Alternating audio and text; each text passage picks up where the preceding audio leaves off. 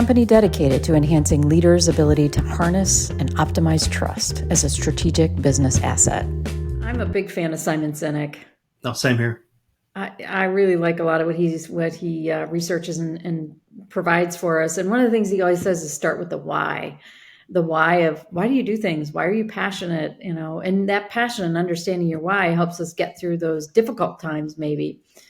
And I'm curious for you. I mean, 15 years in studying and teaching and researching trust. What's your why? I thought that'd be a good topic for today's conversation. Absolutely. It's a great place to start. It feels really good for me to trust. And some people, it doesn't feel as good to trust. People are more driven towards caution.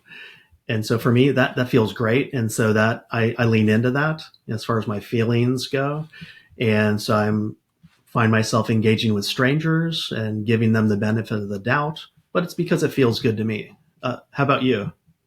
Yeah, very similar. Very Hmm. similar. I like to extend trust, and I see people as either often extending trust or you expect people to earn it, and I'm on that extend side. So I really appreciate and I value the relationships. So I think the way I got most interested though was to think about and recognize as I stepped out of the corporate world and always knew trust was important. I then stepped into the consulting world and got to see a number of different organizations and teams and the recognition of how having the foundation of trust was a differentiator for performance. And so that's got me, super intrigued and wanting to dig into it a little bit more and help others to see the importance of trust and how to be intentional with trust. Well, that's very interesting because you're looking at that a lot from the for-profit side of things, and I've seen it some in the government side and the nonprofit side. So those will be some interesting conversations.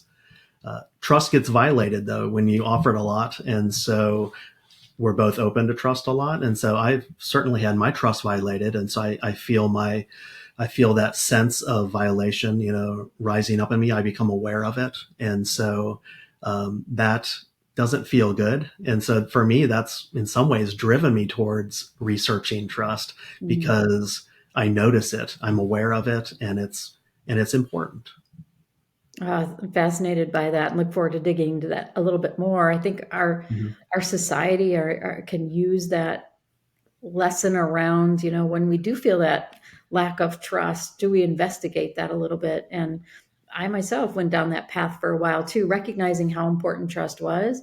And when the senses, start with, can I trust this person? I adopted a quote from Abraham Lincoln.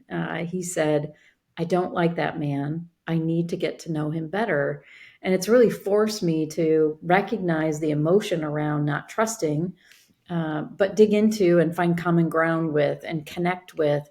And oftentimes we can find that we can trust people in various ways. And so I think that's really important for us as a society to start to not react so quickly to those emotions that pop up around I can't trust that person. Oh yeah. Yeah, it takes a lot of emotional intelligence to be able to do that, a lot of training of yourself. Anymore, the speed of work and speed of collaboration and need for collaboration in the workplace, I find is really driving the need for trust because we don't always have the information or confidence in the people around us that we feel like we need to move forward in collaborative relationships. So trust is very important. Wow. Yeah, well said. I couldn't have said it any better. That's what I see practically as well is the amplification of needing to collaborate with people and needing to make quick decisions and not having all the information and relying on each other. And so that intentionality of being interdependent requires trust and it's uncomfortable for a lot of people. And there's a desire sometimes for people to want to go back and be independent and not have to rely on others. Yeah. So as we say here in our podcast, trust is the difference. And I look forward to exploring this a bit more. And thank you for sharing your reason or your why you're interested in trust. Yeah, and same for you. I love hearing your story and understanding where you're coming from as far as trust goes.